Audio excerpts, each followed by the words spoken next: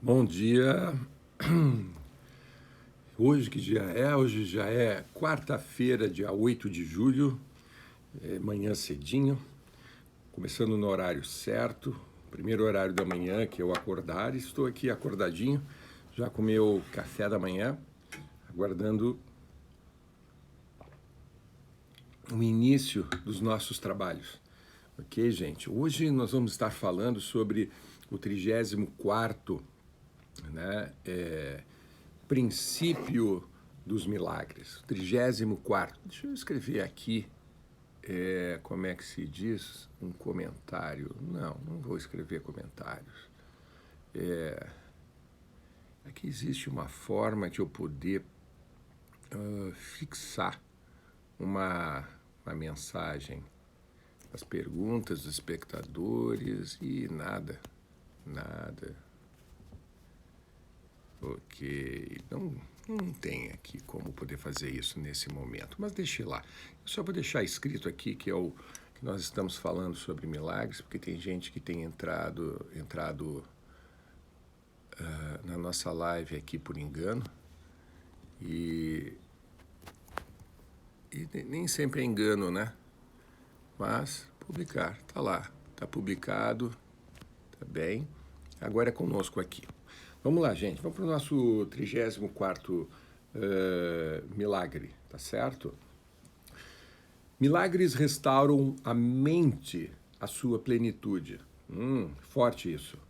Porque expiar o senso de carência estabelecem proteção perfeita. Opa! Agora os nossos conceitos sobre milagre começam a tomar um corpo um pouco mais consistente, né?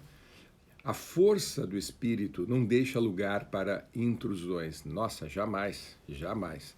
3 frases, e hoje parece que com essas 3 frases nós vamos começar, né, o dia um pouquinho mais duros, um pouquinho mais pesados. Mas vamos lá. Milagres restauram a mente à sua plenitude. Por que os milagres eles restauram a nossa mente, o nosso pensamento, né, para a plenitude? Quando nós estamos praticando os milagres, né,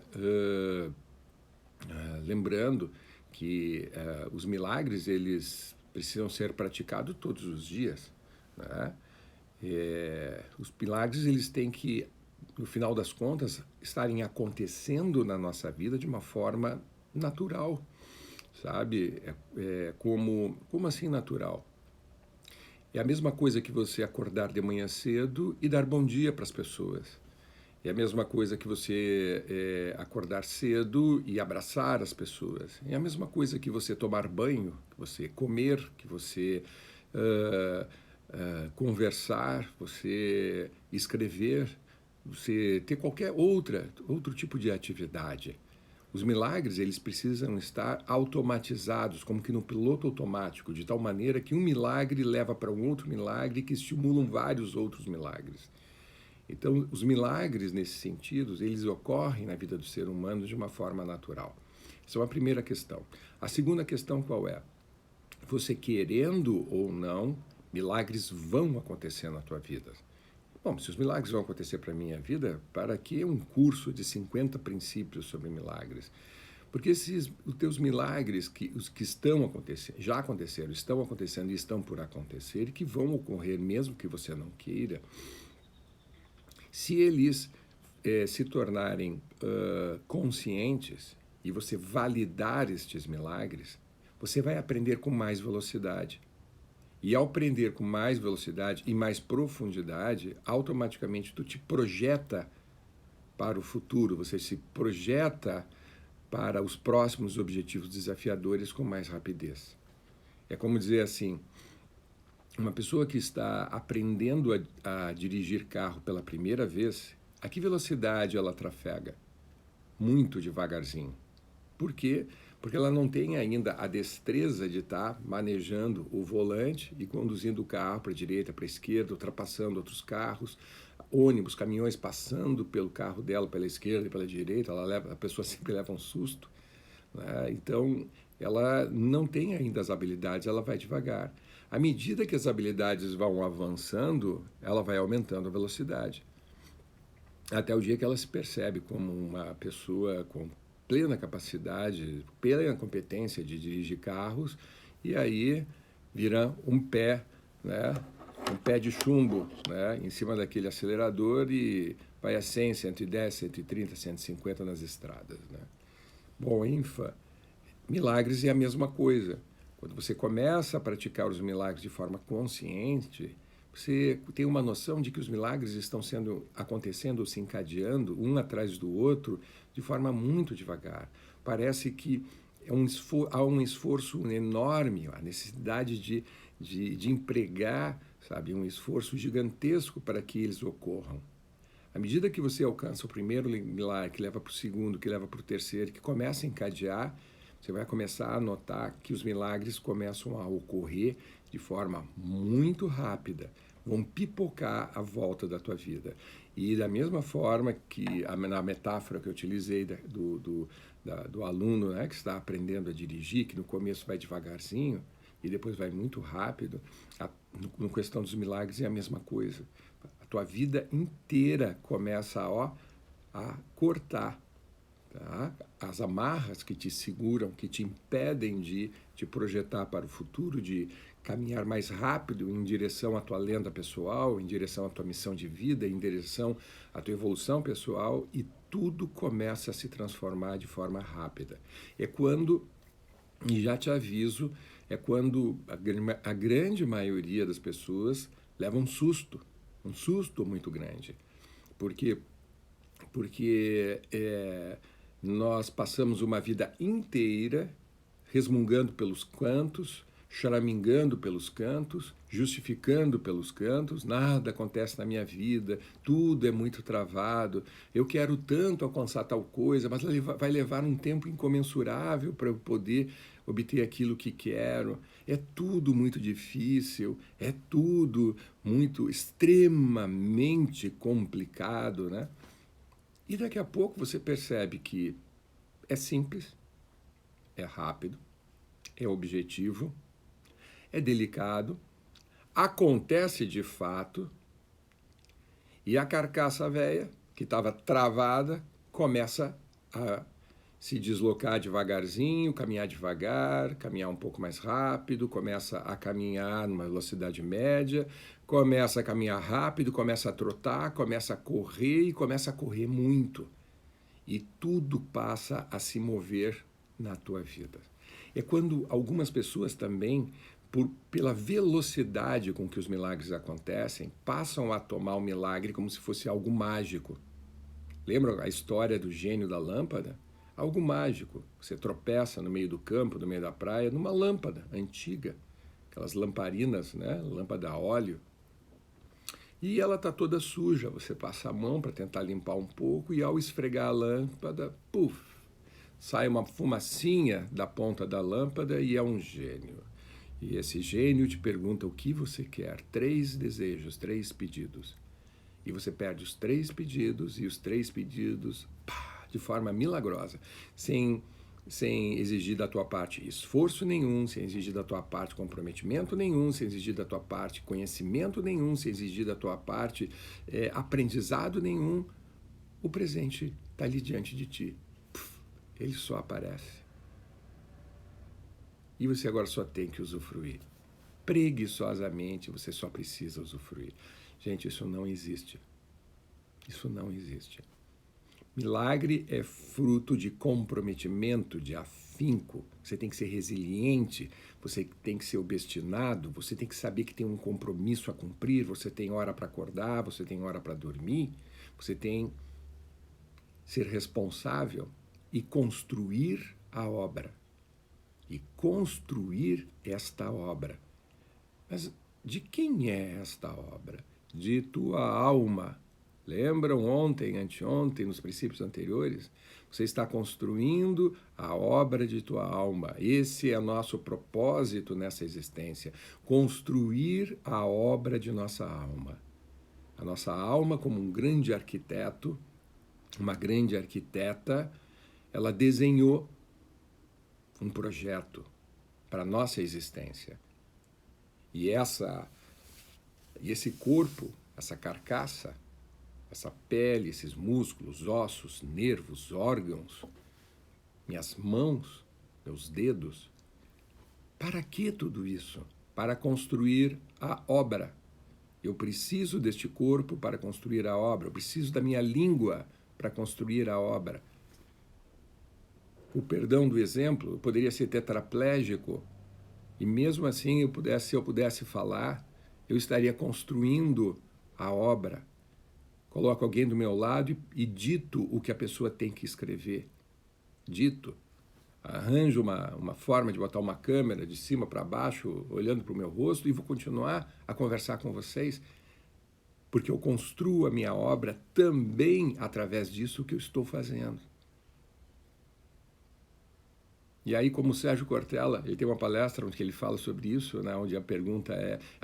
o nome da palestra é uma pergunta, né? Qual é a sua obra? Aí eu te pergunto, qual é a tua obra? Né, Cortella? Qual é a tua obra? Que marca que você quer deixar nessa existência? Qual é o legado que você vai deixar nessa existência? A marca é a ponte que você está construindo entre uma margem e outra. A margem que você se encontra agora e a margem que você quer estar. Aonde você vai encontrar a graça a ser alcançada. O que é o milagre é o caminho que é milagroso. É no caminho onde se dão os aprendizados, é no caminho onde você evolui, é no caminho que você compartilha, é no caminho que você encontra pessoas diversas a ti. O viajante resolveu conhecer Jerusalém, tomou o melhor cavalo de seu pai e seguiu a viagem. Em meio do caminho, ele adoeceu profundamente, estava à beira da morte. Como um cristão convicto, né, ele jamais admitiria, né, que pisasse no templo de seu Deus qualquer outra pessoa que não fosse devota, profundamente devota aos credos cristãos. E ele, na beira da morte, ele é acolhido por uma pessoa que ele mal consegue ver, porque estava delirando em meio à febre. E essa pessoa o acolhe, lhe dá banho, lhe alimenta, deixa dormir em meio de seus travesseiros, em meio do frio, né, lhe cobre, lhe aquece, volta a lhe dar alimento. E ali o viajante cristão fica por semanas entre delírios, febres altíssimas e à beira da morte. Uma bela manhã, a febre se dissipou e ele acordou. Quando ele acordou, havia um mouro diante dele, um árabe, com seu turbante, com as suas vestes estranhas, com a sua pele mais morena, com a barba extremamente negra, os olhos negros, olhando para ele. Meu filho, você esteve aqui por quase 40 dias. Nós não sabemos o que você tinha. Sabíamos que você estava doente, muito doente, e com uma febre altíssima. Oramos para Alá que ele lhe abençoasse, para que você continuasse a sua jornada nesta existência, para que Alá não lhe levasse para o céu, para o seu lado, porque nós sabíamos que você tinha algo a concluir aqui. Nós lhe demos o que nós tínhamos de melhor para lhe preservar vivo e concluir a sua obra. O viajante se ergue, meio sem entender, se veste, e quando ele está já em seu cavalo, ele se dá conta que não agradeceu e retorna. E só quando ele retorna, ele se dá conta que ele havia sido curado por um mouro que tinha uma outra religião diferente da dele. E que dentro desse templo, desta outra religião, ele havia orado a Maomé, orado, né, para o seu Deus, orado para os seus guias, para que salvasse aquele homem. O meu Deus saúda o teu Deus. Namastê. É importantíssimo a gente se deparar com pessoas que são diferentes de nós, que divergem de nós, que têm outros credos. Isso eu venho dizendo há quantas aulas. É só quando a gente entra em contato com aquilo que diverge de nós é que nós passamos a nos conhecer como realmente nós somos. É importante viajar muito. Às vezes é mais importante viajar do que comprar um novo apartamento. Mas é viajar para ir para os mesmos lugares, sempre os mesmos lugares. Ir para lugares que você nunca foi. Conhecer culturas diferentes, comidas diferentes, temperaturas, climas diferentes, sorrisos diferentes, escrita diferente. É importante, muito importante. Inclusive, para a gente começar a valorizar aquilo que a gente tem hoje aqui. Dentro de casa, nessa rua, nesse bairro, nessa cidade. Valorizar a minha cidade, o meu estado, valorizar o meu país. Não há como eu poder entender como funciona a minha cidade se eu vivi a vida inteira dentro dessa cidade. Eu estou querendo entender o todo da minha cidade olhando de dentro para fora. O todo da minha cidade eu só vou compreender se eu sair da cidade, me afastar, for para o alto de uma montanha e lá de cima enxergar, né, todas aquelas ruas, aquelas pessoas caminhando. A minha compreensão agora ela é diferente. E se eu me afastar um pouco mais e enxergar essa cidade interagindo com outras cidades, a minha compreensão ela amadurece, ela cresce ainda mais. Então, olha só, milagres, o óculos do vovô aqui, restauram a mente à sua plenitude. À medida que você vai provocando mudanças na tua vida, a tua mente ela vai se abrindo. Por que ela vai se abrindo? Porque a tua percepção sensorial ela vai se abrir cada vez mais. Porque ela precisa se abrir, que é para poder perceber aonde estão os insumos, para aonde estão os instrumentos, aonde estão os professores que vão te ensinar as habilidades que tu não tens. Você tem que estar com a percepção aberta para perceber aonde estão os teus amores, as pessoas que vão nesse caminho, talvez seja um pedaço, talvez sejam vários pedaços de caminhos, talvez seja um caminho inteiro, você descobrir quem é aquela pessoa que vai lhe acompanhar por esse período de tempo. Você tem que estar com a tua percepção aberta. E ao abrir a percepção, isso abre a tua mente também. Porque você começa a processar um número maior de informações. Se a vida inteira você fica naquele fuki-fuki, nheco-nheco, processando só aquela meia dúziazinha de informações, a tua vida, rapidamente, ela se torna muito estreita, muito pequena. Quando você começa a entrar em contato com aquilo que diverge de ti, o diverso, aquilo que é diferente da tua maneira de ser, o teu cérebro se obriga a ter que processar mais informações, a querer entender aquele funcionamento, inclusive que é para você poder sobreviver onde você se encontra, nesse lugar novo. Você tem que compreender o funcionamento. Nesse momento, aumentou o número de informações, o teu cérebro ele cresce. A tua mente, desculpe, o cérebro continua desse tamanho, mas a mente ela cresce. O teu pensamento ela cresce. A tua atitude mental ela se torna mais robusta, porque você tem mais elementos. E quanto mais você entrar em contato com o diverso, mais elementos e mais elementos e mais elementos você vai ter. E isso vai libertar a tua mente. Pense como que na tua casa, no teu apartamento, prédio, toda aquela tubulação hidráulica está tudo entupido. Tudo que é porcaria está entupido. Então você puxa a descarga, ela vem para fora. Você gira lá o registro da torneira, está entupido, vem tudo para fora. Você precisa de alguma coisa para desentupir, para colocar lá dentro e desentupir. E aí você resolve fazer o caminho dos milagres. O caminho dos milagres, à medida que você coloca uma pedrinha atrás da outra na construção da tua ponte que te leva de uma margem à outra, cada uma dessas pedrinhas é como um diluente poderosíssimo, um dissolvedor de sujeiras, de cracas.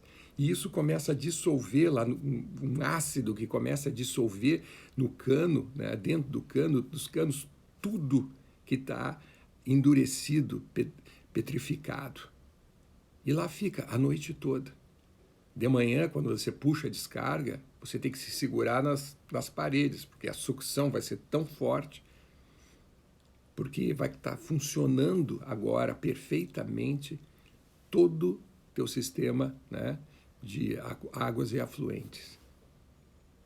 Os milagres, exercer os milagres, trabalham da mesma forma aqui.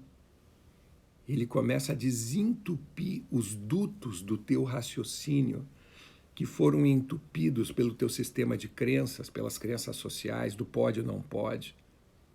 Imagine, gente, você sabe que é assim. Nós crescemos escutando, Leonardo, tal coisa é inquestionável. Você não pode perguntar isso, você não pode saber aquilo outro, você não pode ser curioso nesta área, seja na área de religião teológica, na área sexual, na área da política, na área das dificuldades pessoais dos outros, por exemplo, vícios. Tem um parente que é viciado, não pergunta sobre o vício. Então a gente começa a colocar regrinhas, que são crenças, né? Que essas regrinhas começam a nos impedir de conhecer aquilo que diverge de nós. E nós começamos a nos formatar, né? A nos desenhar, né, dentro de uma prisão, de uma pequena gaiola, que não podemos sair de lá. Não, Leonardo, você não pode voar e ir para tal lugar porque é perigoso. Você não pode ir. Você não deve dar passos mais não é passos maior que as pernas, é passos mais largos. Sair daquele passo pequenininho de bailarina, sabe, pequenininho, e dar aquele pulo da bailarina de quase 3 metros, 4 metros, 5 metros de distância. Não pode. Você não pode amar as pessoas, você não pode se entregar a ninguém, você não pode expressar o seu afeto, você não pode abraçar um filho, você não pode chorar diante do seu filho, você não pode pedir perdão, desculpas para um filho. Hoje, você não deve dar limite para os seus filhos, porque se seu filho ficar chateado com você, chateação é suficiente para ele procurar a delegacia da infância e juventude e você vai ser processado, você pode ser preso, você pode receber uma multa. Então o seu filho tem mais poder do que você. Gente, mas que besteira. Olha só, tudo isso é fruto, que eu acabei de falar, é fruto do quê? Da falta de conhecimento. E, de certa forma, você pode estar dentro de um estado de preguiça, que ao invés de estar buscando o conhecimento na sua fonte, para que esse conhecimento influencie a tua vida, se transforme em comportamento, gente. A menos que você esteja fazendo isso, o conhecimento que você está adquirindo é conhecer por conhecer. Não tem uma função de construção. Conhecimento é um instrumento que tem que ser usado.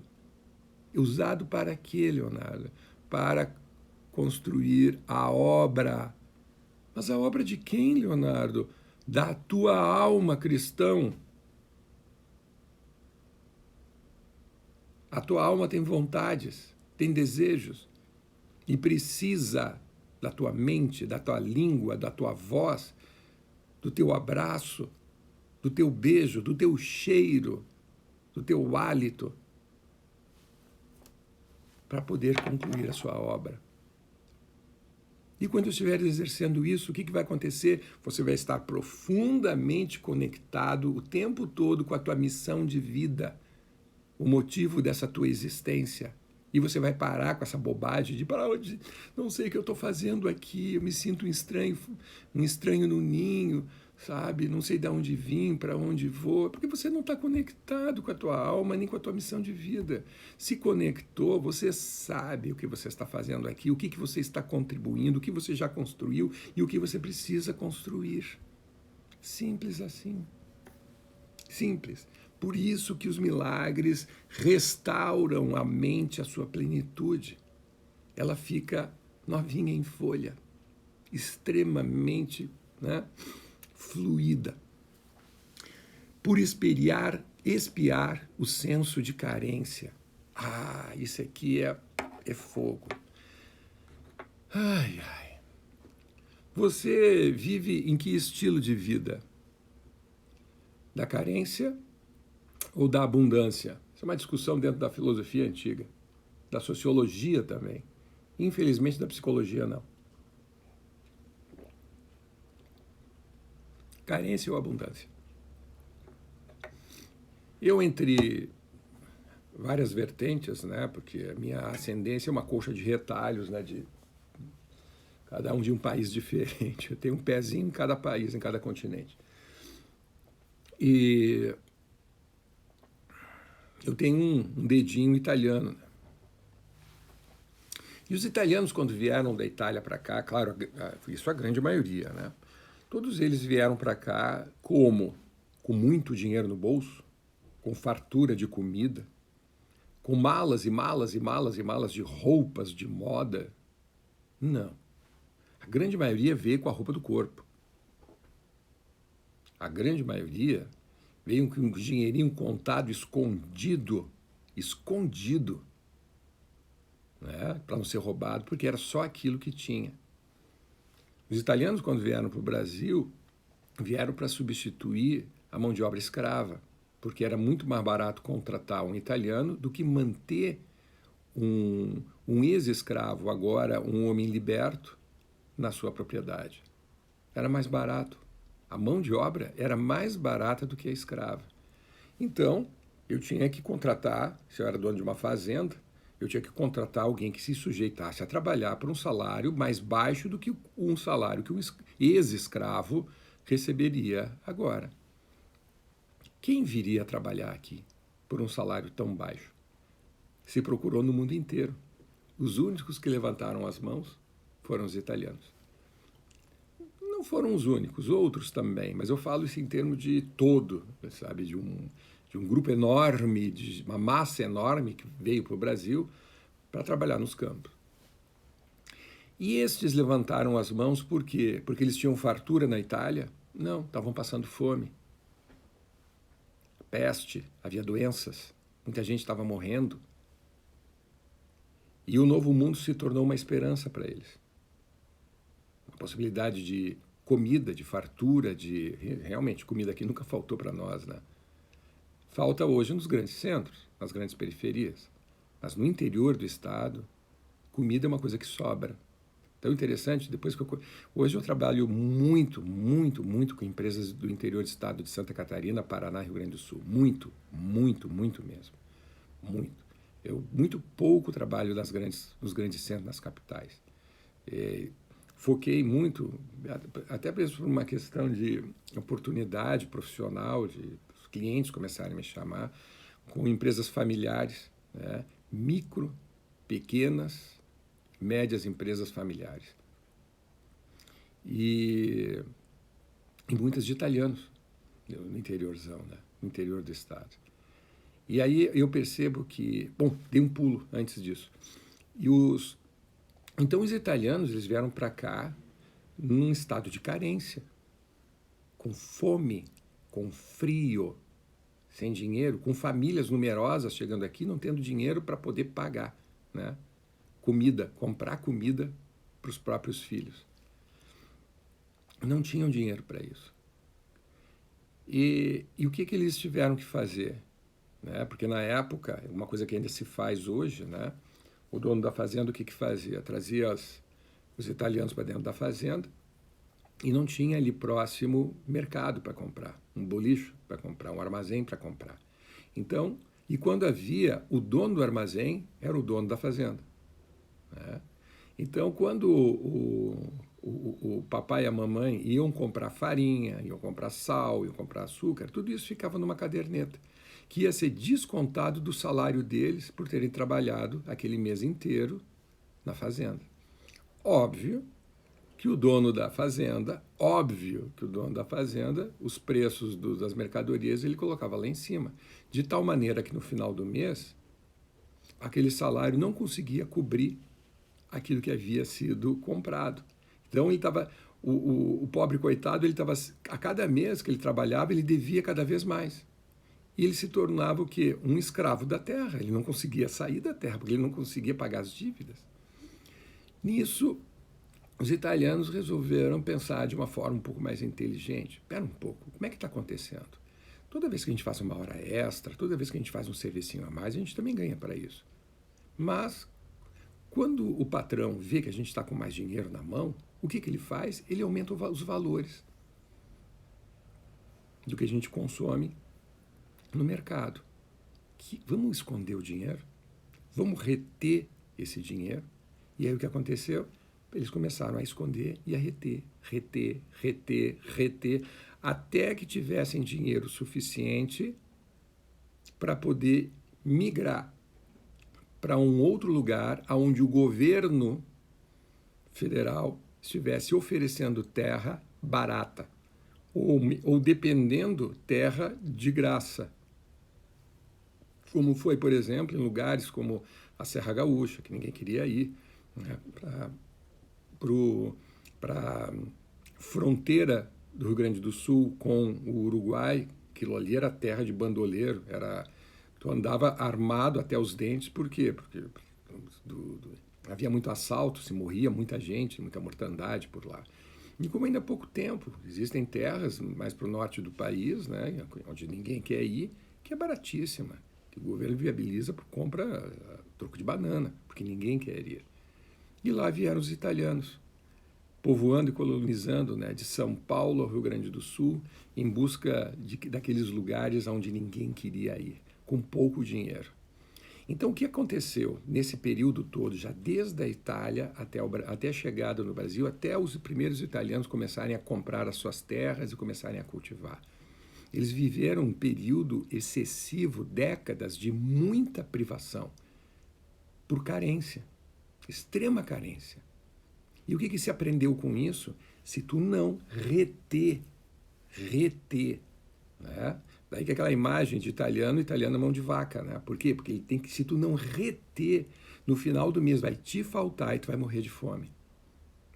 E essa é a famosa cultura da carência, que hoje, apesar das pessoas terem uma bonança, terem um ganho, um soldo, um salário maior, empresários terem empresas fantásticas, altamente lucrativas, eles têm na cabeça que eles precisam estar retendo, dificultando, não gastando, não usufruindo do resultado do seu trabalho, porque pode lhe faltar.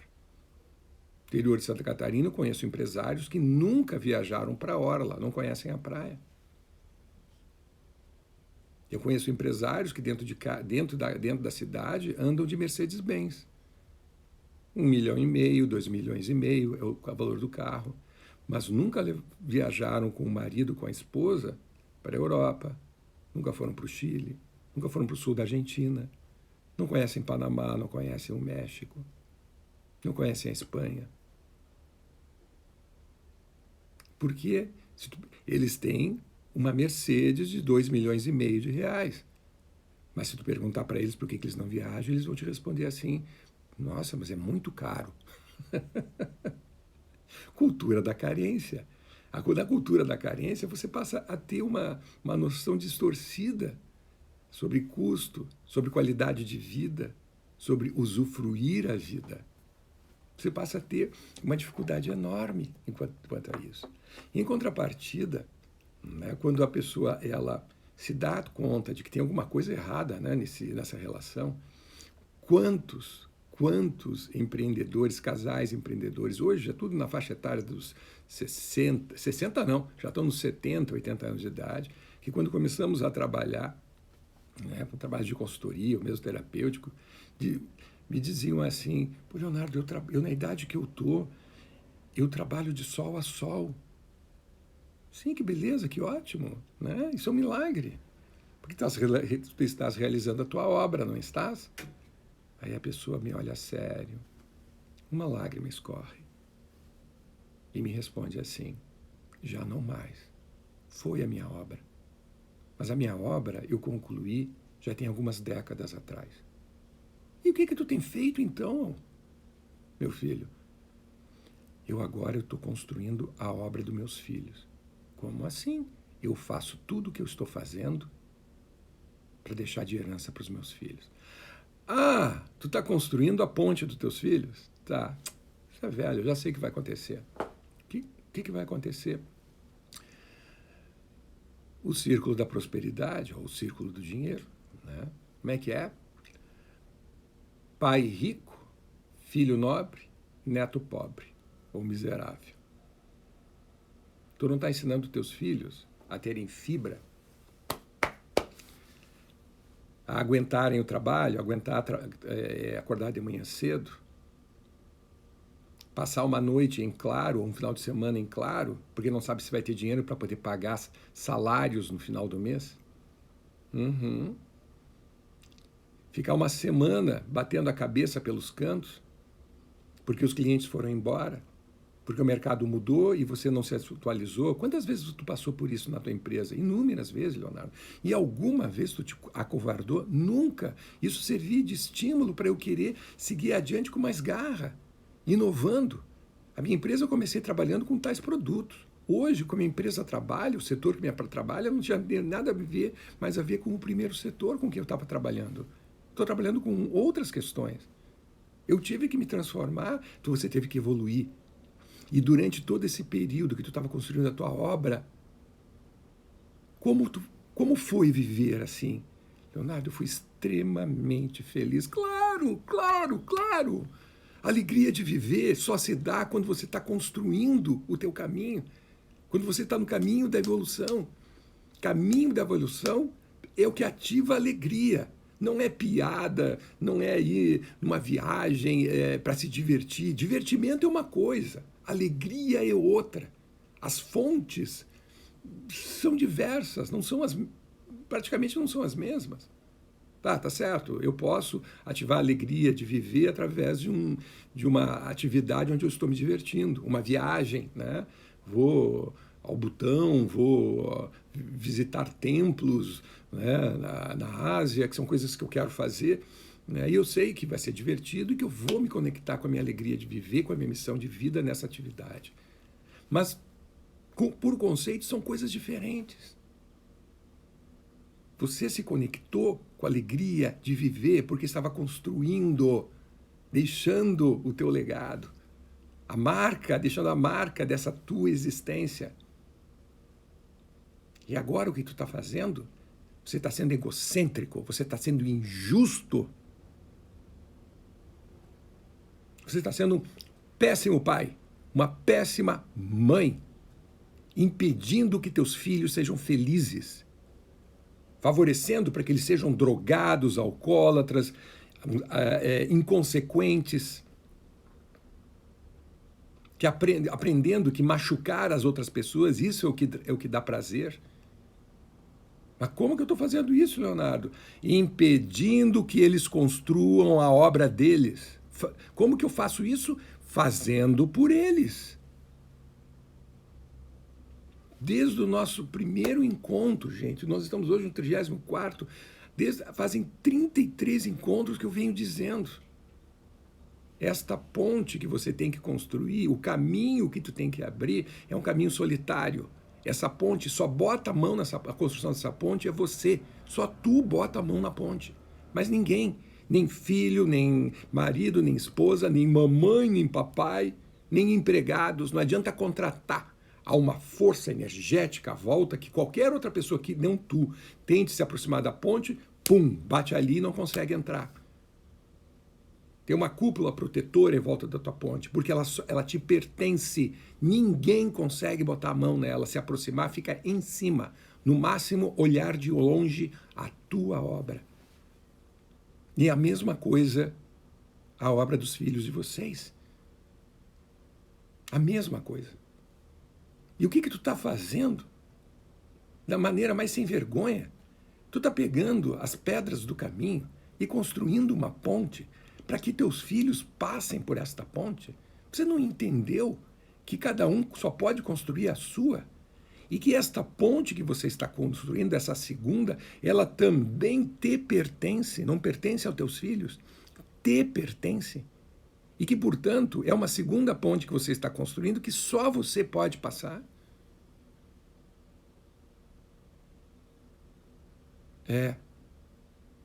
Eu tenho feito isso nos meus últimos 40 anos. E como que você fez para impedir seus filhos de construírem suas próprias pontes? Paguei universidades caras no exterior. Paguei carros caros para eles. Coloquei cada um deles em um apartamento diferente, de frente para o mar. Comprei as melhores roupas, os melhores calçados. Cartões de crédito, dinheiro farto em conta bancária, para eles poderem ir a festas, fazer tudo o que eu não pude fazer. Não pôde fazer e alguém te impediu? Claro que me impediu, a vida me impediu, Leonardo, porque tudo é muito caro. O que é tudo muito caro? Tudo. Me diga alguma coisa que é cara. Ah, tudo. E a pessoa não sabe responder. Porque o que ela tem é uma voz intermitente na mente dele. Não compre porque é caro. Estão te passando para trás com esse valor. Não compra, não compra, não compra. Vai te faltar. Cultura da carência. O que se contrapõe à cultura da carência? A cultura da abundância. Que quando você se conecta com os milagres, o que você vai se dar conta, gente, é que tudo é muito abundante. Tudo tem muito. Abraços lá fora. Tem muito. Tem muita gente que gosta de abraçar de forma amorosa. Tem muito. Beijos, olhares, sorrisos, bom papo, bom assunto. Pessoas bondosas que sentam do teu lado e te perguntam: e aí, cara, o que tu tá precisando? Não é o que tu tá precisando para eu te vender? O que tu tá precisando para eu te ensinar? Posso te ajudar? Na minha empresa, no caminho da minha empresa, da construção da minha empresa, eu tenho uma empresa de consultoria e treinamento, né? A quantidade de pessoas que me auxiliaram amorosamente a construir a minha empresa e que, se eu oferecesse o dinheiro, se ofendiam. Por quê? Porque estavam fazendo aquilo por amor, por apreço a mim, de me auxiliar, indicando clientes, sentando do meu lado, revisando um treinamento, conversando comigo a respeito das características daquela empresa, me dando toques a respeito de: olha, Leonardo, tu está cobrando muito baixo. Se tu cobrar esse valor, o mercado vai te desqualificar. Mas eu não acho que valha mais. Tu pode não achar. O que tu vai fazer é triplicar esse valor. Tu vai ficar com uma parte, as outras duas partes tu entrega para uma entidade beneficente e tu fica com aquela partezinha que tu acha que tu merece. Mas é muito barato. Se é muito barato, o mercado vai dizer assim: ó, é muito barato, então o cara está matando cachorro a grito ou não tem entendimento nenhum do assunto. Por isso que ele está cobrando barato. Ele quer trabalho, quer arranjar cliente cobrando barato. E o mercado nunca vai te dar crédito, Leonardo. Tu vai estar sempre comendo a partir da baba dos outros. Sabe? Comendo a bordinha da bordinha, quando é nem a parte recheada, é a parte ainda, a casquinha queimada da pizza. Tu vai trabalhar sempre com o refúgio dos demais. Tu quer ser uma luz no meio, né, dessa constelação, uma estrela forte, sim. Então passe a te valorizar. Não cobre nem a mais, nem a menos. Seja justo. O teu preço ele tem que ser perfeito. Nem a mais, nem a menos. Quantas dicas, quantos auxílios, quantas mãos maravilhosas me auxiliaram durante toda a minha vida profissional. Toda. E a coisa interessante, né? Quanto mais você faz isso, mais te retorna. Todas as pessoas que me auxiliaram são pessoas hoje tremendamente mais prósperas do que eu. E aí eu aprendi.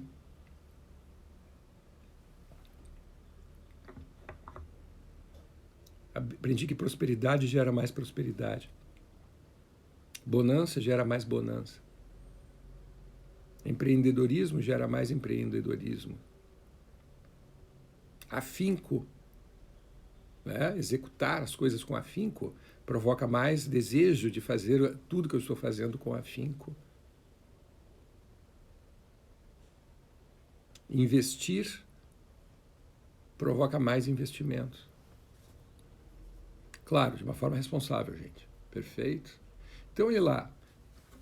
Por espiar o senso de carência, estabelecem a proteção perfeita. Cultura da abundância é aquelas pessoas que acreditam no inverso, que acreditam que Deus, que a grande luz, que a deusa, que que o Altíssimo, a Altíssima, colocou à nossa volta, plantou um pomar lindo, maravilhoso e está repleto de frutas. Tem comida em abundância. Basta eu erguer a mão, girar e puxar. Interior de Santa Catarina, como interior do Rio Grande do Sul e interior do Paraná. As pessoas do interior estranham muito quando alguém diz que tem fome, que bate a porta dizendo não tenho comida. Isso é uma coisa muito estranha. Vocês sabem por quê?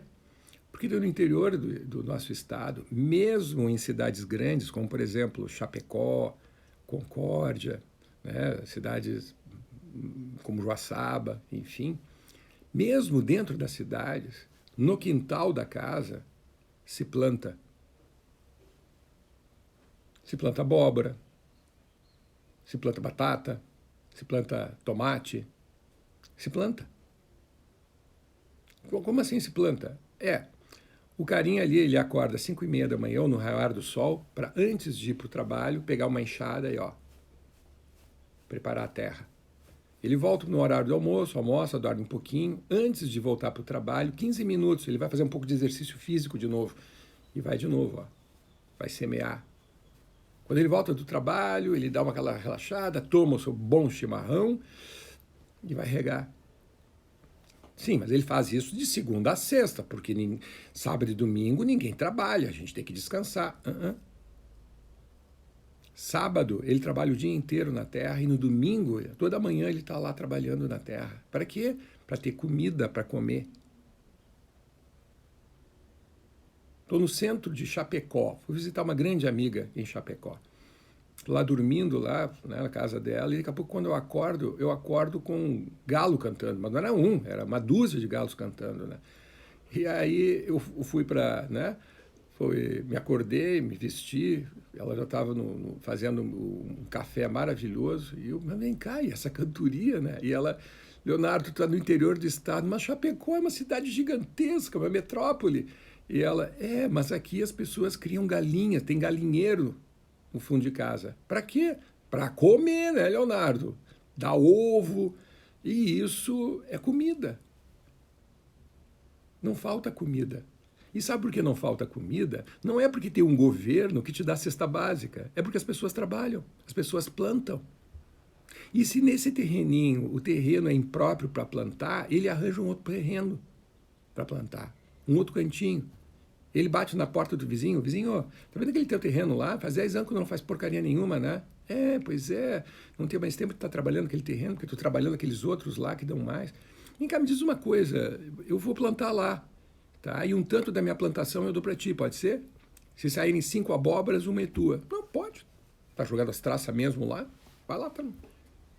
E daqui a pouco o vizinho, né, que emprestou o terreno para mim, para eu poder plantar e poder colher e poder me alimentar as pessoas à minha volta, a minha família, ele já tem também o seu alimento e mais aquilo que eu estou dando para ele, pagando a ele pelo uso daquele terreno para plantar. O que ele vai fazer com tanta comida?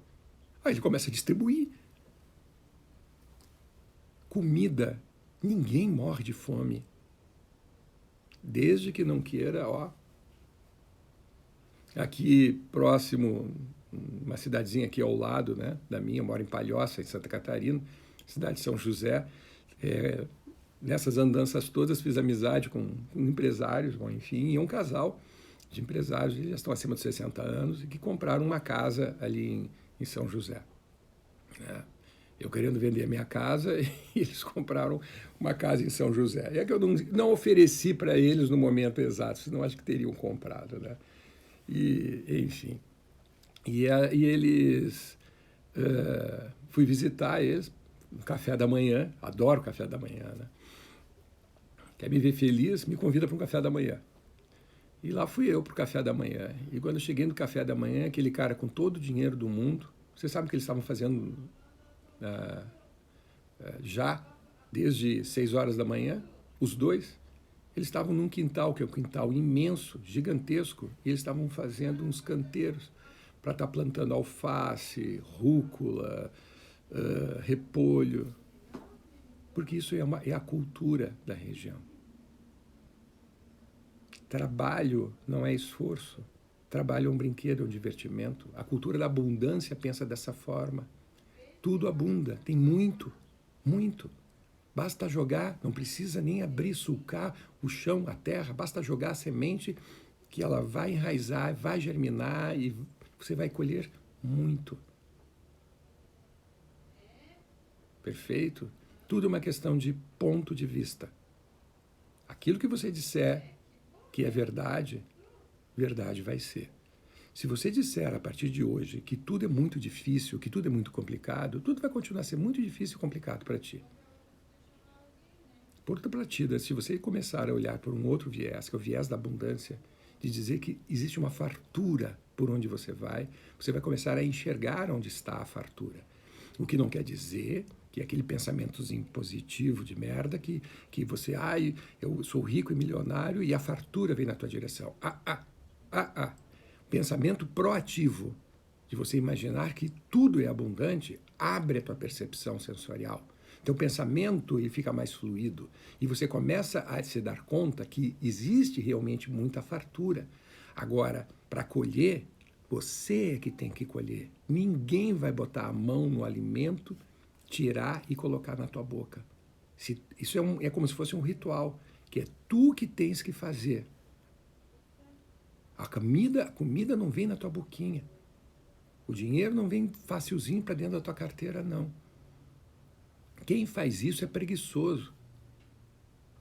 Pense, né? Você vai contratar 2 pessoas, tem o mesmo currículo, falam 3 línguas a mais além do português. Só tem uma diferença. Uma não acredita em aposta. Ele acredita em investimento, em trabalho, planos de ação. Montar estratégias bem pensadas, bem idealizadas para alcançar os resultados. E o outro joga dinheiro na loteria, porque ele acredita que ele tem a esperança que um dia ele vai ficar rico. Ele é um apostador.